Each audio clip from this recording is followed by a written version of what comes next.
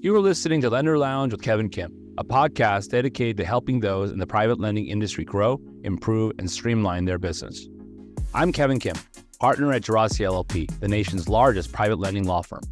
Join me as we chat with the best and brightest in private lending, who are eager to share their years of wisdom and best practices with lenders, borrowers, brokers, investors, and more.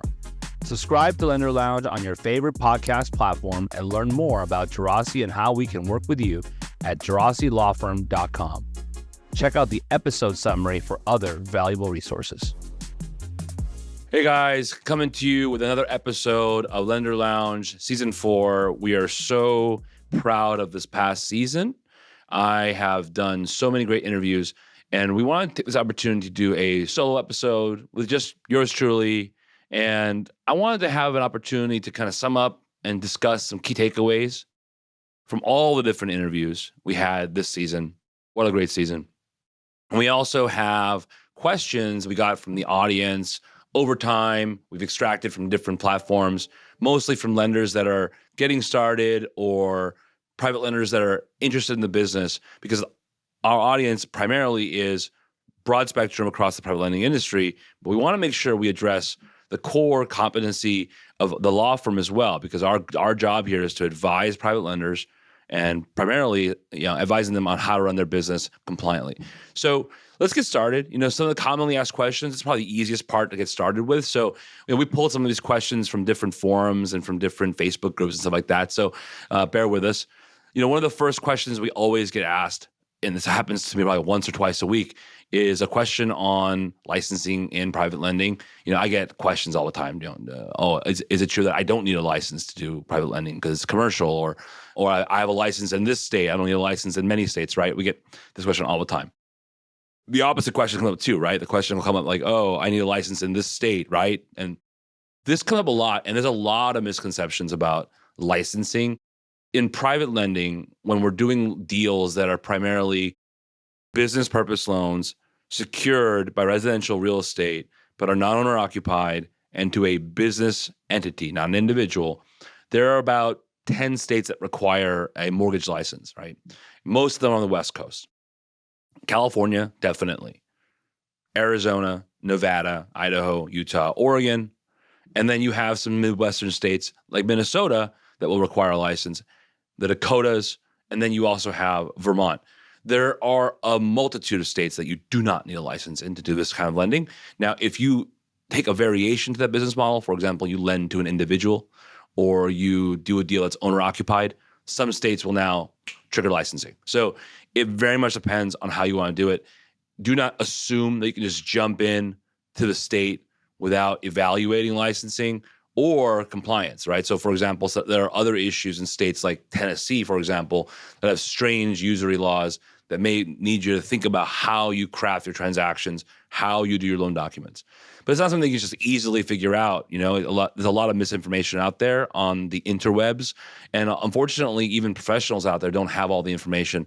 So you may want to give us a call on this issue. I think that we have the best resource in the industry on this particular issue, particularly because we know for a fact that upstream of our clients and their legal representation, the big, ivory tower law firms, the big national, international, global law firms actually contact us when it comes to licensing inquiries, because this is not well understood. We have dedicated our time and energy to the industry exclusively, and that allows us to have a depth of knowledge that is usually not well understood throughout the country. Another good question we get is, I am raising money from family and friends to fund my lending business. Do I really need to consider securities laws? And the answer is yes. It's a very interesting conversation to have, because I always ask, family and friends, what does that really mean? Are you raising money from like your mom? Or are you raising money from friend of a friend? And usually the conversation is typically friend of a friend or kind of extended family. Now, the reasoning behind this is that the SEC doesn't qualify this kind of stuff, right? The commission and state regulators don't qualify this kind of stuff based on who in relation they are to you. Now, obviously, if you're raising money from your mom and your brother, maybe not going to be viewed in a certain light, but you still want to be careful. We don't take a harsh hand at this, but we want to make sure we advise the client thinking through how you approach this is going to be wise. If you're doing it at a lower scale, you're doing 1 or 2 transactions a year and it's your mom, maybe not, right? Maybe worth considering understanding it, because when you go to the next level, you're going to have to. But even then, with your parents or your children and your brother, immediate family, sometimes definitely regulations do apply, but some regulators might even go so aggressive on that front as well, especially in states that are very aggressive when it comes to enforcing securities regulations. So it's not worth the risk, especially when you can do a quick consultation with an attorney that understands this stuff and kind of walk you through it. And the goal is to make sure that you understand the road ahead of you, so that if you want to build this thing up and raise more money from different investor sources, that you're thinking about the complexities of securities laws, understanding like most of the transactional structures that you're going to pursue are probably going to trigger securities laws by virtue of the counterparty on the transaction being a passive high net worth investor. So really thinking through how you're going to go about this is not that difficult, but it's important that you talk to an expert. Another area we get questions about a lot is in the same vein of raising money, has to do with going out and raising money from international investors or foreign investors, right? And what do I need to do about this? And we've seen this question come up a lot, and we've done quite a bit of content on it at Jurassic, done a lot of webinars on it. It's not the same as raising money domestically, right? You have tax concerns for the investor because they're not a U.S. taxpayer, so there are formalities associated with that, and there are exemptions associated with that. There are money laundering and know your customer concerns, right? Because this person is not a resident of the United States. They don't live here. They don't pay taxes here. There's no way to verify their identity here. So there might be some additional concerns there. And frankly, there are certain countries that have been red flags for money laundering, right? And so you want to avoid that risk by doing your extra due diligence on the investor. And I've heard a lot of clients, but they're from Canada or they're from Mexico. It's basically the same, right? I would say no. I would say it's not worth the risk without doing a little extra homework. It's not very hard to do the homework anymore, right? With the availability of different online databases and background check services, it's not very difficult to do. One of the additional concerns that you're going to run into is going to be the tax impact on the investor, right? Because if you are a foreign investor investing into the United States still wants their tax income. So there's conversations around withholding and what's called active trader business treatment for the investor. So it's very important that you talk to a CPA, talk to an attorney that understands this kind of stuff. It's definitely doable. There are very simple solutions and there are very complex solutions depending on what you're trying to achieve. In the same vein of raising money, another question we get all the time is fractionalizing loans, right? It's used, the terminology throughout the country is used. There's a lot of different terminology used in the country, right? You've got people that call it fractionalization of loans. You got sponsors who call it co-lending, people who call it multi-beneficiary. There's a lot of different terms for it, but the idea of taking one loan and allowing in a high net worth investor or a group of high net worth investors to own a portion of that loan. And what are the compliance considerations with that? And one of the biggest concerns that you run into is it's not just a federal conversation, right? You have to look at your state's regulations associated with securities regulations. If you cross state lines, you have to now look at federal. And then also there are unique exemptions that may be available to you to do this, but there are also local restrictions. For example, the state of Colorado has this weird mortgage broker dealer regulation. So there are things to think about that complicate this kind of program. It can be done relatively easily, but you still need to have a discussion about understanding the complexities, especially nowadays where what used to be the sponsor would raise money for a fractional deal in one particular state, in California, which is still commonly done. More and more people are doing this across state lines. And now we're triggering, federal securities laws. We also want to think about any local regulations that are not associated with the issuance of the security, but maybe the means of sale, like Colorado. And then, of course, you want to look at the licensing framework, because some states have a licensing framework that allows this to be done on the mortgage side, right? So, for example, California has a baked-in exemption for a real estate broker to do this with very little restriction, but most states do not. So you want to think through all of these different issues. It's always going to be a popular strategy, especially for emerging private lenders who want to get off the ground especially on the West Coast. We see it more often than not than on the East Coast, and it's fraught with complications, and it can also result in very complex conversations with a securities regulator if they get wind of it. And so you want to make sure that you're thinking through the complications of it. The best way to think about is, think about how you're going to raise the money from accredited investors only. That's going to be one of the big saving graces. And then you may have to stay away from certain states like Colorado. The last question I get all the time, especially from about the show, is what do you think are some of the keys to success in private lending? And obviously, as an attorney, I will oftentimes say it depends on what your goals are. If you are trying to create a going concern, a professional going concern, private lending business, this is your full-time job, this is going to be your company. That strategy, there is a blueprint that I believe that independent, non-institutionally backed, just private lenders should follow. And relatively easy to find out, right? If you look across the industry of both local, regional, and national shops that are independent from capital markets, they have some things in common, right? Number one, they've got a strong focus on customer service and keeping their borrowers sticky. They don't lend in all 50 states, right? They lend in a concentrated, select few states that are primed MSAs for them. They have their capital structures thought out, right? They have a balance sheet, they have leverage, they have a relationship with the secondary market to sell loans. They have a solution for their borrowers if they go to term and want permanent financing on a DSCR product. They have all that thought out, and they also have the bench for it internally, right? And a lot of that can be outsourced, but they have a bench for it. Typically, they have their origination platform very well thought out, and they have their capital platform very well thought out. The platform can be simple. It can be 5 people and multiple different vendors and softwares and solutions with maybe one principal or 2 principals. That can be done, and those can go and grow and grow and grow and grow to a very significant volume of origination and assets under management. That seems to be the blueprint to me. I think that in the long term is going to be the path to success. You've seen it. It's been proven. Companies like that have been scaled and sold to either other private lenders or institutional outfits. So I think it's definitely worth looking at. If your primary objective is just to kind of use this industry as a means to make money as a nice return as an investor, it's never been a better time to be an investor in private lending.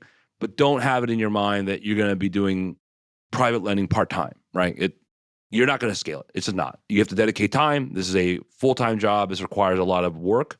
And so if you're going to do this part-time, typically approach it as an investor. Approach it as a more of a passive investor, sometimes active, but not as someone that's considered holding this out to the market as a direct lender. I don't believe that's going to work if you truly want to build a scalable, going concern business. And that's going to require you to allocate resources, right? If you stay small and you just want to act kind of as an investor and fund deals for other people, by all means, you can say that you're a lender. Hot take, a little bit controversial. I don't really view it as such. Just because you fund loans doesn't mean you're a private lender.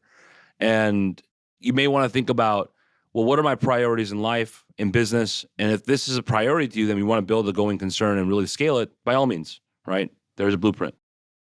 If not, it's okay. We love and value our clients who are more kind of, they fund trustee opportunities, they invest, and it's never been a better time to be an investor in our sector.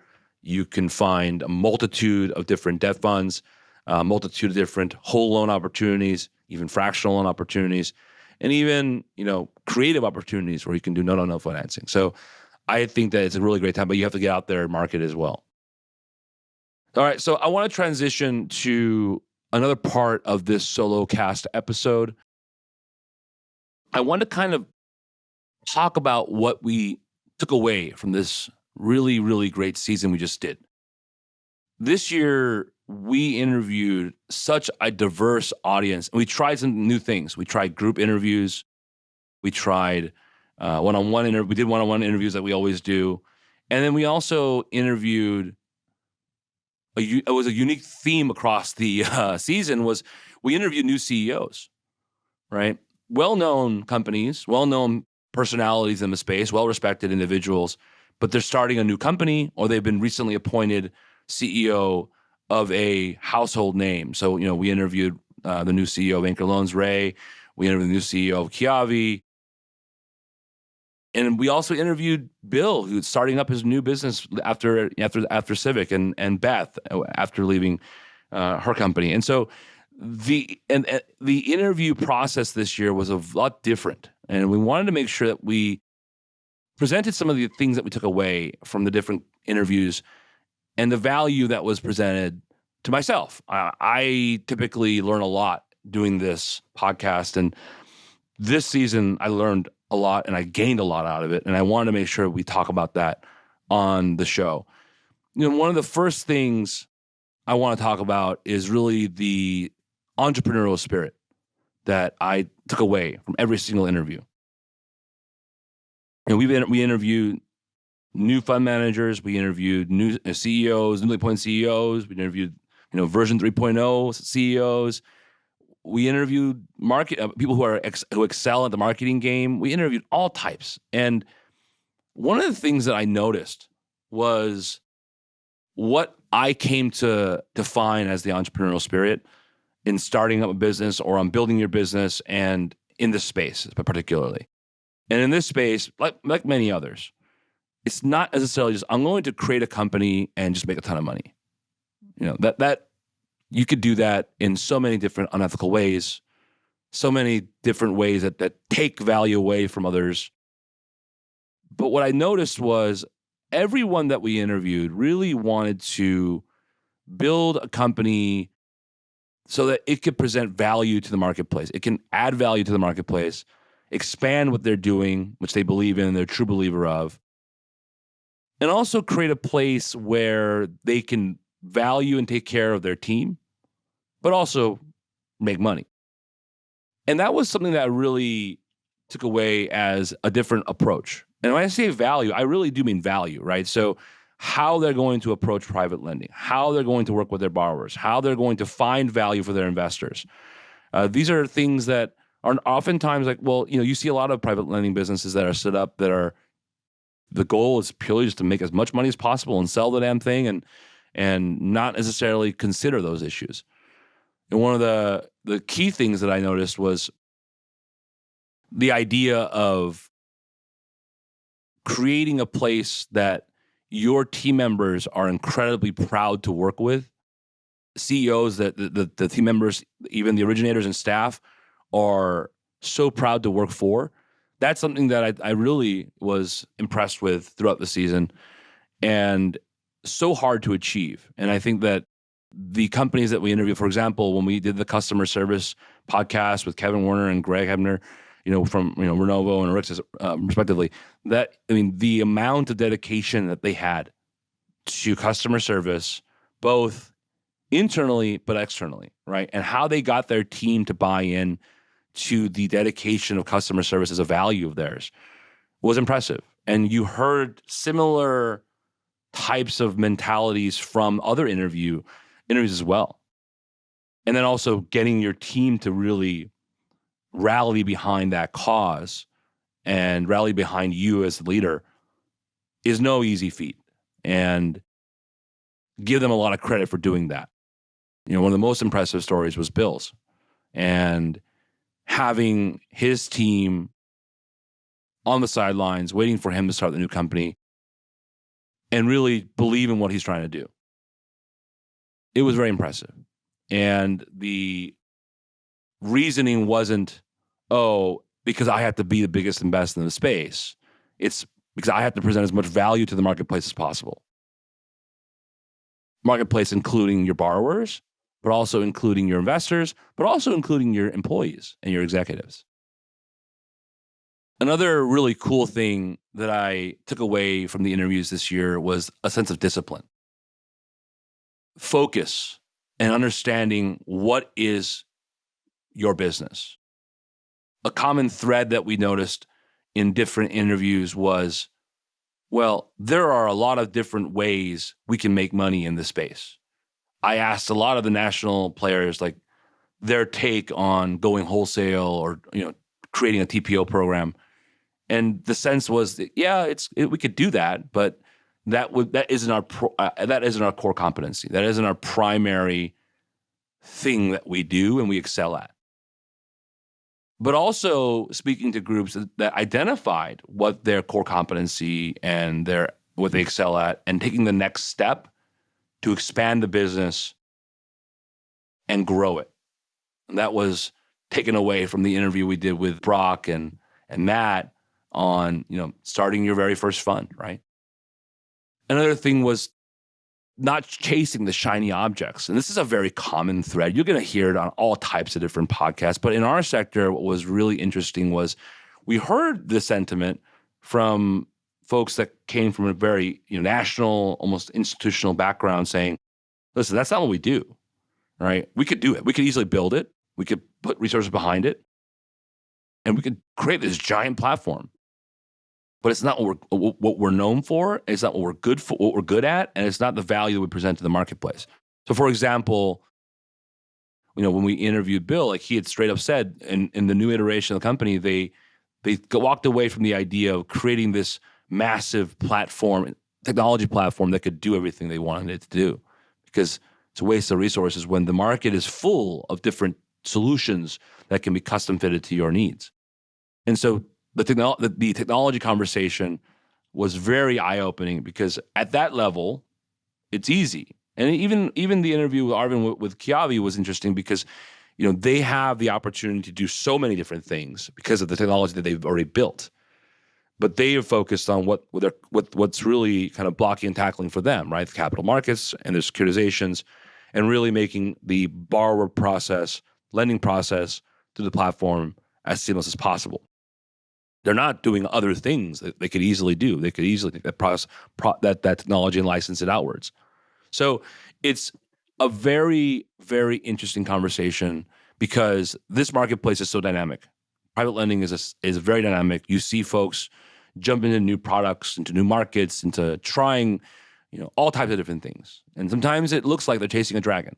And what this episode taught me was that is going to be a foolhardy approach when the market is doing what it's doing. Discipline is going to be important, right? Doubling down on what you view from a value standpoint is your core competency, and saying no in the right circumstances. Now, it doesn't necessarily mean you shouldn't be entrepreneurial and pursue ventures that are going to add value to your business. But what I found was those are very well thought out ventures. Those are very, very intentionally pursued ventures, not just on a whim. Another key piece as part of that was this idea of creating stickiness within the organization and attracting like-minded people to work with you, right? And to continue the mission that you set out as it pertains to the company culture, but also to the value that you're presenting to the marketplace with your borrowers and your counterparties.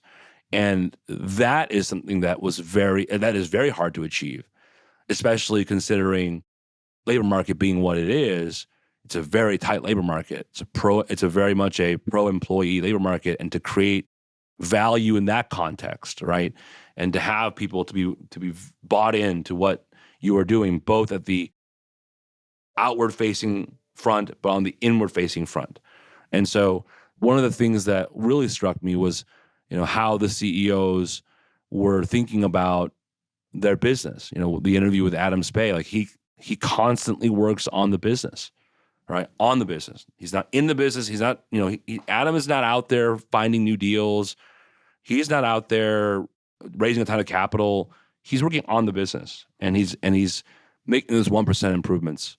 And this is also why, a lot of our clients out there have never heard of Adam, but they are no slouch. They've been in the game for 15 years, and several several successful stories and lots of great investors that back them, and they've done it organically, and they built a following of people that really believe in what they're doing. And lastly, in this kind of vein of thought, the last most important thing, obviously, is don't run out of money, right? As Bill Tesser said, as Bill Tesser was humble enough to say on the interview that we did with him, don't run out of money. And thinking through capital and thinking through how you're going to maintain your business and how you're going to fund more loans and do it in the right way. And we learned, capital is not just capital. Every capital solution has its sticks and it has its carrots. And you have to make sure that you're understanding that. But also, don't run out, right? One of the key things is don't run out. The last thing I really wanted to talk about was we had a lot of headwinds in this past year. It was a volatile time in the market the year before as well, with the volatility in both the banking crisis and the rate hikes and overall just a tough time to be a private lender from a capital market solution. You had a lot of exits from the capital markets. You had a reduction in volume, in securitization. But at the end of the day, all these interviews, we came away with a sense that there's still so much opportunity to grow if you do things the right way. The private lending industry continues to grow primarily because it's a relatively young industry and there's still so much room.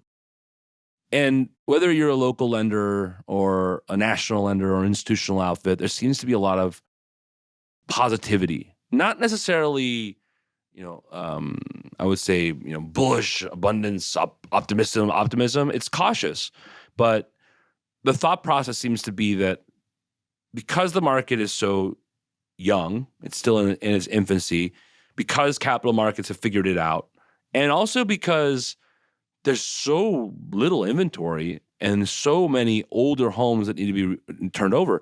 I was blown away by some of the data that was presented to us on the show. And so I still think that the industry is primed to continue to grow, but there's going to be not consolidation in companies, but consolidation in best practice, consolidation in how one goes out to the product type as well, because some consistency there, but also some consolidation as it pertains to kind of capital strategy. I don't think Wall Street's going anywhere. I think institutional investors are here to stay, but different types for different products. That was one of the key things that we took away from the interview with Beth. So I really want everyone to think about the industry as having an abundance mindset, rising tide and all. And the reason why I kind of concluded that was when we had that interview with Ray, the new CEO of Anchor, the way she put it was very interesting. There's kind of two areas that really kind of opened my eyes to it. And and she's not, someone who's been entrenched in the sector. She has a unique perspective. And so the two things that really stuck out to me was her purview on the lack of inventory, how short we are in number of units. And this is supported by the increased volume of construction lending across the country. In addition to that, her view on the influx of capital and the way she viewed it was, it's going, this rate of securitization and reduction in rates will open up the floodgates to more capital coming into the space, primarily from the institutional types. But because the market has so much opportunity and there's so many deals to be done, it's not necessarily a bad thing at its outset.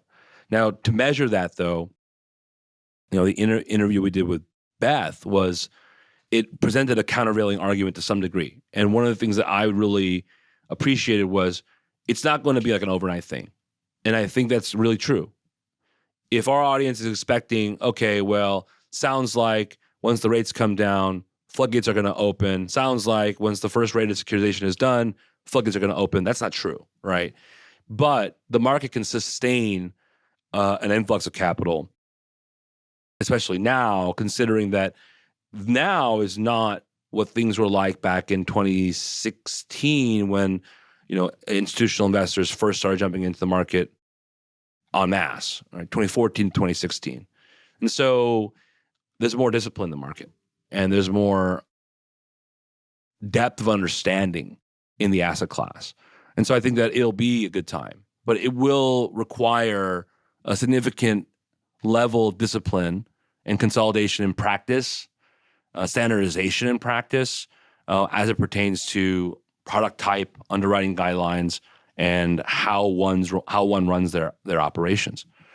So it's a really interesting time to be in private lending.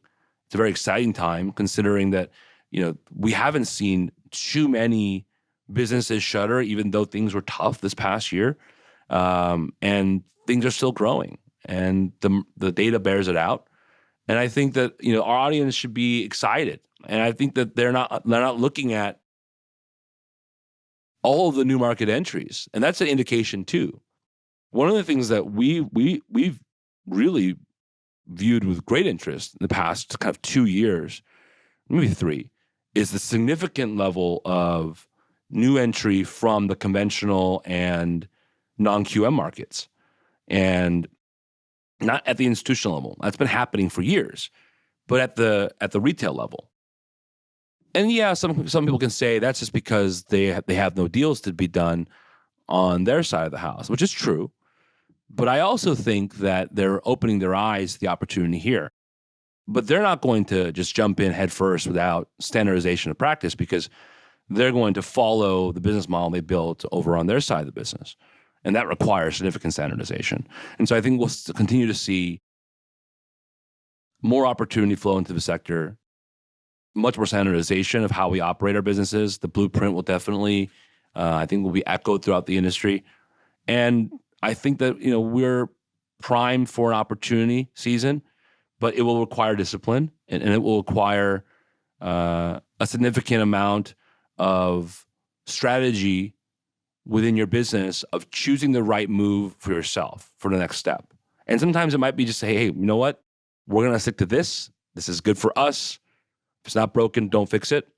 And then other sponsors are going to say, hey, we're kind of hitting a brick wall. We have to make the next move to make our business more efficient, more productive, whatever it is. So, I encourage all of our listeners to continue to listen to the show.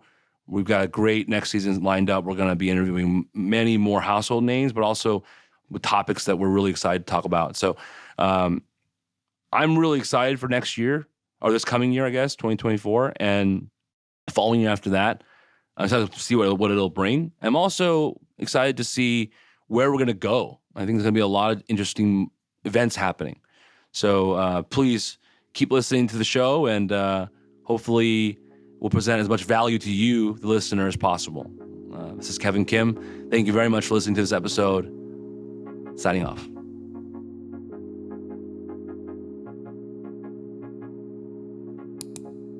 You've been listening to Lender Lounge with Kevin Kim, brought to you by Gerasi LLP, the nation's largest private lending law firm. Gerasi is the leading legal resource for specialty lenders, asset-based lenders, private lenders, and non-bank institutions. Learn more about the firm at gerasilawfirm.com. That's GERACI lawfirm.com. Check out our episode summary to subscribe to our Lender Lounge newsletter and our law firm newsletter, where you can get notified about new episodes and recent content directly from our expert attorneys. In addition, we'd love if you follow Lender Lounge with Kevin Kim on YouTube, your favorite podcast platform, and on LinkedIn, where you can also check out updates from Gerasi LLP. Thanks for listening, and we'll see you next time on Lender Lounge with Kevin Kim. This is Kevin Kim, signing off.